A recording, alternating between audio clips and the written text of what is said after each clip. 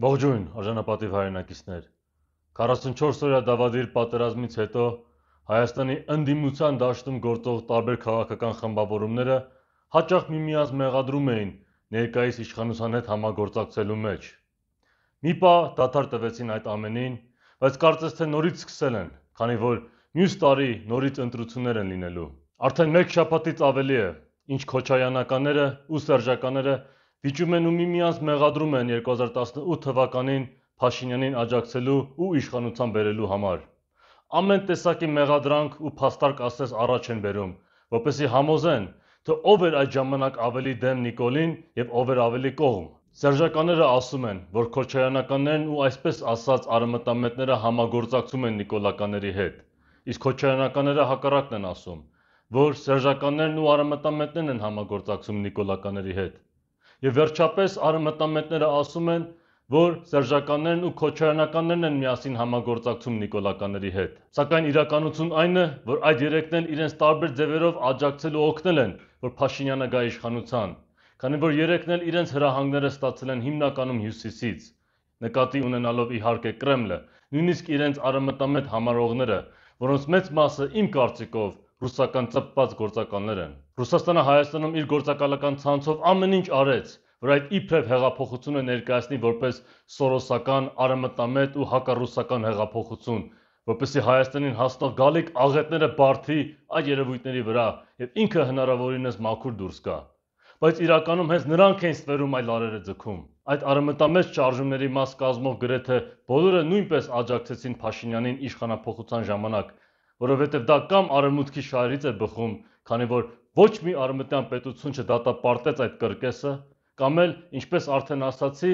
նրանք են իրականում արևմտյան արժեքների տակ թաքնված նեոբոլշևիկներ, ովքեր անուղղակիորեն սպասարկում են Ռուսաստանի շահերը։ Միանշանակ չպետք է մոռանանք Լևոն Տեր-Պետրոսյանին, Հայաստանում KGB-ի ու Մոսադի շահերը առաջ տանող գլխավոր պարագլուխներից մեկին, ումից ծնվեցին այս մյուս երեք ղեկավարները։ Նա ներկայիս Հայաստանի Հանրապետության կոռուպցիայի հիմքը դրեց եւ ամեն ինչ արեց, որ Հայաստանը չդառնա դե ֆակտո անկախ ու իսկական ազգային պետություն, որը կախված չի լինի Ռուսաստանից։ Սա երաշխավորեց, երբ նրան հաջորդեցին իր աշակերտները, ովքեր տարբեր ձևերով շարունակեցին նույն ապազգային ու հայրենադավ քաղաքականությունը,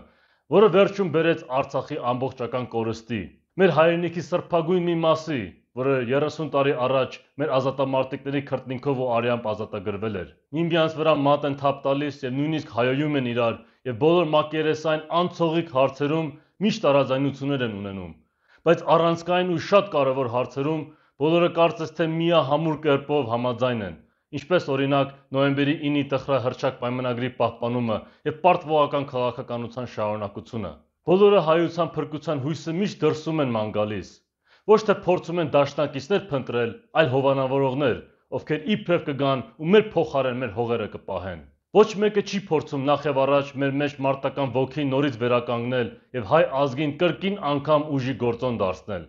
որովհետեւ առանց դրա իրական դաշնակիցներ ձեռք բերելը անհնար կլինի, իսկ իրական դաշնակիցներ փնտրելը թանկագին ժամանակի կորուստ։ Ոչ մի երկիր, որքան էլ հայամետ լինի ու որքան էլ նրա շահերը համընկնեն մեր շահերի հետ, մեզ չի օգնի ու չի կարող օգնել, եթե նախ եւ առաջ չենք ուզում մենք ինքներս մեզ օգնել։ Այս տարբեր ուժերը շարունակում են այդ պատրանքը ստեղծել եւ իրար դեմ կեղծորեն պայքարելով շոու ցուցադրել բոլորի համար, բայց սա իհարկե միայն Հայաստանին բնորոշ չէ։ Այս երևույթը համատարած է նաեւ Եվրոպայում եւ Ամերիկայում, երբ լիբերալները ու պահպանողականները իրար դեմ նույնպես պայքարում են մակերեսային հարցերի շուրջ,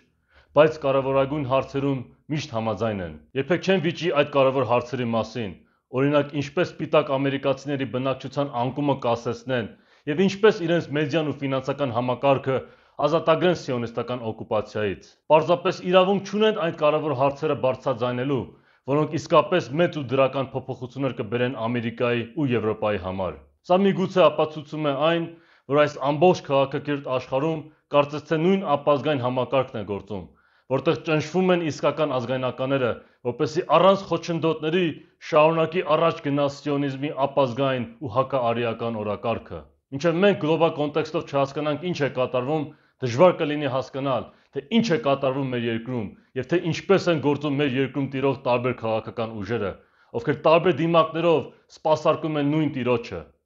Ռուսական կայսրության շոշափուկները իրոք շատ երկար են ձգվում։ Ժամանակն է, որ ստապվենք եւ պատրելով այս պատրանքը հասկանանք, որ խորքում վերոհիշյալ բոլոր ուժերը ինչ որ չափով համագործակցում են միմյանց հետ, անկախ նրանից, թե որքան են մակերեսորեն իրար ատում,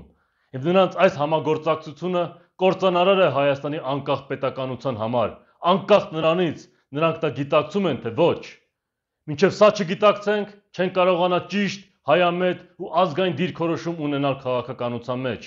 եւ առանց այսպիսի դիրքորոշման մենք չենք կարող կերտել մեր երազած անկախ ու հզոր Հայաստանը։